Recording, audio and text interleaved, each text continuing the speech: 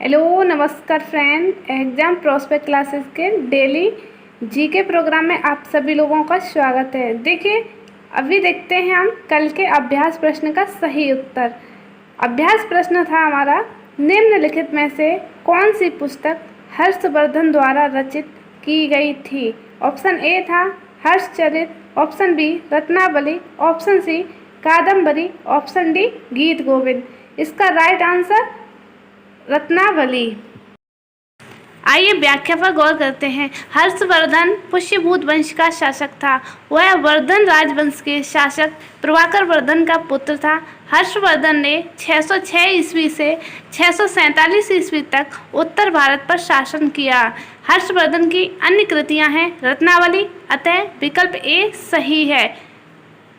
नगानंदा, प्रियदर्शिका, चीनी यात्री वंशंग ने हर्षवर्धन के शासनकाल में भारत का दौरा किया था।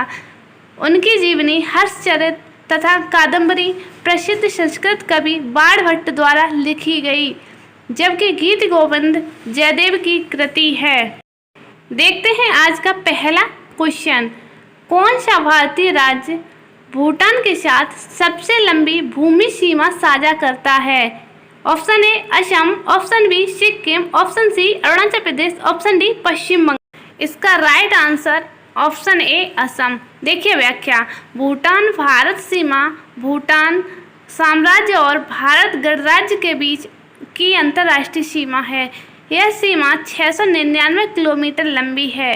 भूटान भारतीय राज्य असम से 267 किलोमीटर लंबी सीमा साझा करता है, अतः विकल्प ए हमारा सही आंसर है। जबकि अन्य राज्यों से यह सीमा साझा करता है अरुणाचल प्रदेश से 217 किलोमीटर, पश्चिम बंगाल से 183 किलोमीटर तथा सिक्किम से 32 किलोमीटर। आइए रुक करते हैं नेक्स्ट क्वेश्चन पे। निम्नलिखित में से किस भाषा को 2014 में केंद्र सरकार द्वारा शास्त्रीय भाषा का दर्जा दिया गया है। Option A Gujarati, option B Tamil, option C Odia, option D Malayalam. इसका सही उत्तर ऑप्शन सी उड़िया। वर्तमान में 6 भाषाओं को भारत में शास्त्रीय भाषा के रूप में शामिल किया गया है। तमिल 2004, संस्कृत 2005, कन्नड़ 2008, तेलुगु 2008, मलयालम 2013 और उड़िया को 2014 में शामिल किया गया, अतः विकल्प सी हमारा सही उत्तर है। फरवरी 2014 में संस्कृत मंत्रालय द्वारा किसी भाषा को शास्त्रीय भाषा घोषित करने के लिए निम्नलिखित दिशा निर्देश जारी किए गए। इसके प्रारंभिक ग्रंथों का इतिहास 1500 से 2000 वर्ष से अधिक पुराना हो, प्राचीन साहित्य ग्रंथों का एक हिस्सा हो, जिसे बोलने वाले लोगों की पीढ़ियों द्वारा एक मूल्यवान विरासत माना जाता है तथा साहित्यिक परंपरा में मौलिकता हो। आइए देखते हैं नेक्स्ट क्वेश्चन। निम्नलिखित में से किस शहर की स्थापना कृष्णदेव राय ने की थी। Option A Warangal, option B Nagalapura, option D Udayagiri, option D Chandragiri. Option B Nagalapura हमारा सही उत्तर है। कृष्णदेव राय विजयनगर साम्राज्य के सम्राट थे। उन्होंने 1509 से 1529 तक शासन किया। वह तुलु वंश के तीसरे शासक थे। लोग उन्हें इस वंश का सबसे महान शासक मानते हैं। उन्होंने अपनी माता नगला देवी की स्मृति में विजयनगर के पास स्थित नागलपुरा नामक एक नगर की स्थापना की। उन्हें कन्नड़ राज राम रमण, मूरू रायरा गंडा और आंध्र भोज की उपाधि ग्रहण की। इस समय को कन्नड़ साहित्य का स्वर्ण युग कहा जाता है। उन्होंने संस्कृत, तमिल और तेलुगु कवियों को भी प्रेरित किया और वे स्वयं भी अनेक भाषाओं के ज्ञाता थे। आइए देखते हैं नेक्स्ट क्वेश्चन। निम्नलिखित में से कौन संविधान की प्रारूपी समिति का सदस्य था। Option A Vallabh Bhai Patel, option B Jawaharlal Nehru, option C Alladi Krishna Swami Ayyar, option D Rajendra प्रसाद।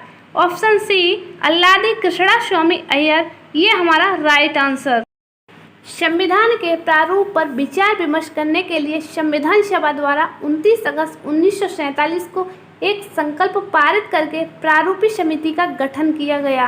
प्रारूपी समिति के सदस्यों की संख्या 7 थी, जिनमें शामिल थे अध्यक्ष के रूप में भीमराव अंबेडकर एवं अन्य एन गोपाल स्वामी अयंगर, के एम मुंशी, अल्लादी कृष्णा स्वामी अय्यर, शादुल्ला, बीएल मित्र तथा डीपी खेतान थे। अतः विकल्प सी सही उत्तर है।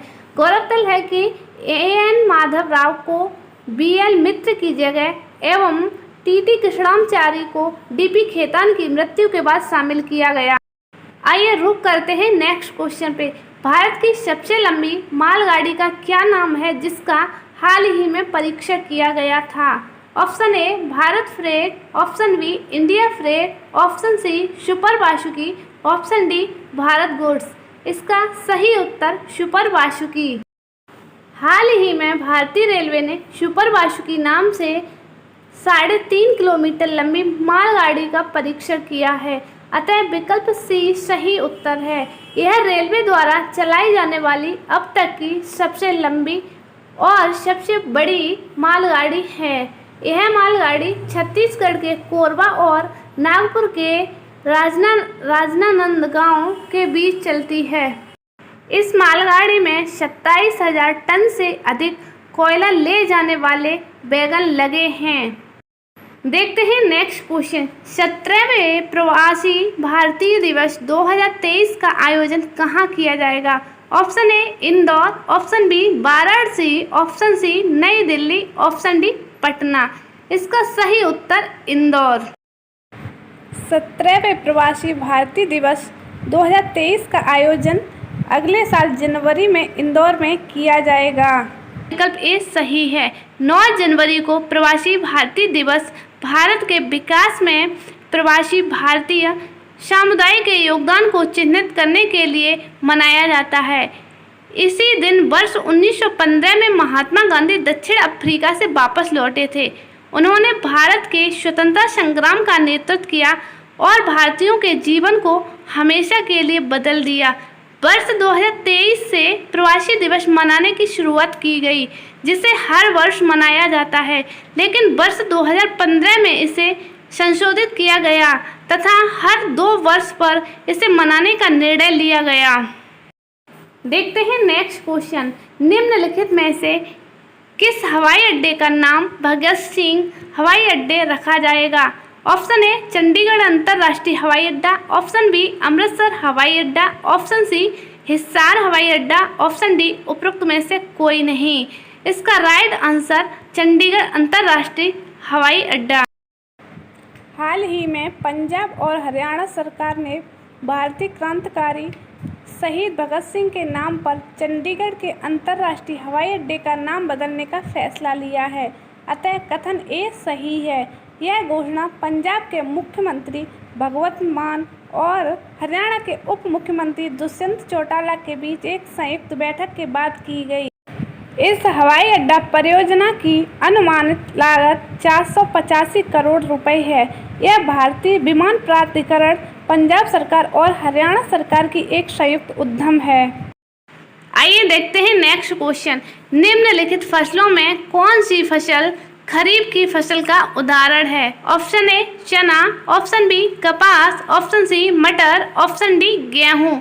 इसका सही उत्तर है ऑप्शन बी कपास। आइए व्याख्या पर गौर करते हैं। कपास खरीफ की एक फसल है, अतः विकल्प बी सही है। इसकी खेती मुख्यतः पंजाब, हरियाणा, राजस्थान, उत्तर प्रदेश, मध्य प्रदेश, गुजरात, महाराष्ट्र, आंध्र प्रदेश और कर्नाटक के कुछ हिस्सों में की जाती है। देखते हैं खरीफ की फसल के बारे में। खरीफ फसलों को मानसूनी फसलों के नाम से भी जाना जाता है, क्योंकि इनकी खेती मानसून के मौसम में की जाती है। इन फसलों को वर्षा ऋतु के प्रारंभ में बोया जाता है। चना, मक्का, बाजरा, रागी, ज्वार, सोयाबीन, मूंगफली, कपास आदि खरीफ की फसल हैं। गौर करते हैं रबी सीजन की फसलों पर। इन फसलों की बुवाई मानसून के मौसम के अंत या सर्दियों के मौसम की शुरुआत में की जाती है। इन फसलों को शीत ऋतु की फसल भी कहा जाता है। गेहूं, सरसों, मटर, दालें, जौ आदि रबी की फसलें हैं। जायद सीजन की फसलें यह खरीफ और रबी मौसम के बीच एक छोटे से मौसम में उगाई जाती हैं। इस मौसम में उगाई जाने वाली फसलों को जायद की फसल कहा जाता है। एग्जाम्पल में है कद्दू, खीरा, तरबूज, करेला आदि। गौर करते हैं नेक्स्ट क्वेश्चन पे। निम्नलिखित में से कौन सा अनुच्छेद पंचायतों के गठन के लिए राज्यों को निर्देशन देता है? ऑप्शन ए अनुच्छेद 39 का, ऑप्शन बी अनुच्छेद 40, ऑप्शन सी अनुच्छेद 41, ऑप्शन डी अनुच्छेद 42। इसका सही उत्तर है अनुच्छेद 40। भारतीय संविधान के भाग 4 को राज्य का नीति निर्देशक तत्व का शीर्षक दिया गया है। इसके तहत अनुच्छेद 36 से 51 तक कुल 16 अनुच्छेद शामिल हैं। संविधान का यह हिस्सा आयरलैंड के संविधान से प्रभावित है। आपको बता दें कि इसके माध्यम से संविधान राज्य को बताता है कि उसे सामाजिक न्याय तथा व्यक्तियों की गरिमा को सुनिश्चित करने के लिए नैतिक दृष्टि के लिए किन पक्षों पर बल देना चाहिए। अनुच्छेद 40 में ग्राम पंचायतों का संगठन शीर्षक से उपबंध किया गया है।